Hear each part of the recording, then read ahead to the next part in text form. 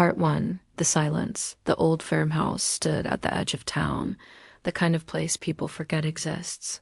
Paint peeled off its wooden frame like flaking skin, and the chimney hadn't smoked in 3 years. Inside, on a crick chair next to the front window, sat Henry Mercer, 73, silent and invisible to most of the world. It had been 3 years since Eleanor died. He didn't speak much anymore. The neighbors assumed he was losing his mind, but Henry still remembered every note of the Chopin nocturnes Eleanor used to play at twilight, when the air would turn gold and soft shadows danced across the piano keys. They were high school sweethearts, married for 51 years. Her death from a sudden stroke had been too quick, too quiet. Since then, he didn't touch the piano. Couldn't bear it. Not with the phantom of her hands still hovering over the keys. His daughter, Marla, visited sometimes. She brought food and scolded him for not fixing the porch steps or eating properly. But she never stayed long. She had her life, her own grief, her own children. One day, as Henry dozed in his chair, a knock came at the door. Not a brisk one, but soft, hesitant. When he opened it, expecting Marla or perhaps the pastor, he was surprised to see a teenager, maybe 17, tall, unkempt curly hair, a guitar strapped to his back. "Hi," the boy said. "Are you Mr. Mercer?" Henry blinked. "Who's asking?" "I'm Luke," the boy said. I think you knew my dad." "Robert Weaver?" Henry's breath hitched slightly. "Bobby?" Luke nodded. Henry hadn't heard that name in decades. Part 2, the Echo Bobby Weaver had been Henry's best friend growing up. They joined the army together in '68, but only one of them came back in one piece. Bobby never made it past his 28th birthday, not in body anyway. His soul came home broken. Henry tried to keep in touch for a while after they both left the service, but Bobby had drifted. Henry had a family. Bobby didn't. Luke stood awkwardly in the doorway. "My dad passed away last month. Cancer. Didn't even know he was sick till it was too late." Henry's jaw tightened. "I found a box of old letters," Luke continued. "Letters you wrote to him from Vietnam, from after. That hurt." Henry had forgotten about those. Luke looked down at the porch. "There was this picture, too. You and him. And a woman, I think my mom. He never told me much about her." Henry felt something shift in his chest. "Mariah?" Luke shrugged. "Maybe. The photos faded." He invited the boy in. Luke stepped inside like it was sacred ground, eyes scanning the dusty room.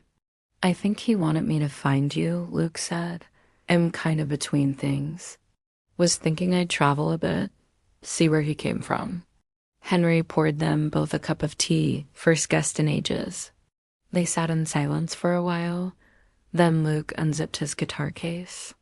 "Mind if I play something?" he asked. Henry shrugged. "If you want." Luke's fingers moved slowly at first, strumming a few uncertain chords. Then he began to play a song, quiet, haunting. Not perfect, but honest. A song Bobby once hummed during cold nights in the trenches, half-forgotten lullabies from a childhood they barely remembered. Henry closed his eyes. Part 3, Glass the days stretched into weeks. Luke didn't leave. He slept in the old guest room, helped fix the leaky faucet, cleaned out the shed. He asked questions. Sometimes Henry answered. Sometimes he didn't. They took walks together. Luke played guitar under the oak tree while Henry stared into the horizon, thinking of the friends who never made it back, the weight of old ghosts. One rainy afternoon, Luke found the piano in the den. "Do you play?" he asked. "No," Henry said flatly. Luke's fingers hovered over the keys. "It's beautiful. Looks like it hasn't been touched in a while." Henry didn't reply. That night, after Luke went to bed, Henry sat in the darkened den and opened the piano bench. Sheet music lay folded beneath layers of dust. He ran his fingers along the edges, careful as if the paper might shatter. Eleanor's handwriting was scrawled in the margins.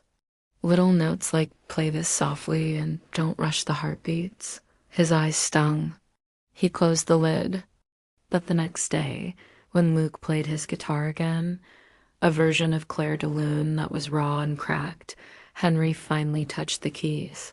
Only once, only a note. But it was something.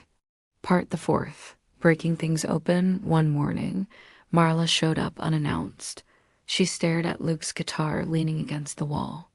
"Dad, who's this?" "This is Luke, Bobby Weaver's boy." Her eyes widened. "Bobby Weaver? From the stories?" Henry nodded. Marla looked from him to Luke, then back. "And he's staying here?" Henry braced himself for an argument, but she didn't fight. She just watched her father closely, like trying to solve a puzzle. That night, Henry sat at the piano again. Luke stood by the door. "You gonna play something?" Henry shook his head. "Why not?" He didn't have an answer. Luke sat on the bench beside him. "You know, my dad always talked about you like you were some kind of legend. Said you kept him alive." Henry chuckled, bitterly. Then he lied. "No, he just left out the part where you lost yourself, too." Henry looked at him, really looked, and saw Bobby's eyes, Bobby's stubbornness. "I miss her," Henry said finally. Luke didn't say anything. Instead, he plucked a single string on his guitar, a note, a challenge. Henry responded with a chord. A duet, slow and aching, began to take shape. Part 5. The Sound of Glass Summer came early that year. The farmhouse came alive in a way it hadn't in years. Marla visited more often. She brought her kids, who called Henry Pop, and laughed at his stories. Luke helped plant a garden in Eleanor's old plot. Tomatoes, basil, sunflowers. Henry began to play again. Not just for himself, but with Luke, for the family. On Sundays, they opened the windows and filled the house with music. One evening, Luke handed Henry an envelope. Inside was a song, written in Luke's careful handwriting, the chords and lyrics drawn with pencil smudges. "It's for my dad," Luke said, "and your Eleanor." Henry stared at the sheet. "You want me to play this?" Luke smiled. "I want us to play it together." They did. At the end, as the last note faded, the house fell silent, but not empty. The silence was different now, no longer hollow. It was full of something else, full of the sound of glass, the kind that breaks, then reforms, something fragile and strong. Epilogue. Henry stood at Eleanor's grave one Sunday morning with Luke beside him. The old man placed a sunflower at the base. "I kept my promise," Henry whispered. "I didn't stop listening." Luke looked at him. "To what?" Henry smiled faintly. "To the music, even in silence." They walked back to the house, 2 generations, 1 history, and a new beginning. And behind them, in the warm morning light, the wind carried the faint sound of a piano being played, soft and perfect, alive. Tilde the end tilde.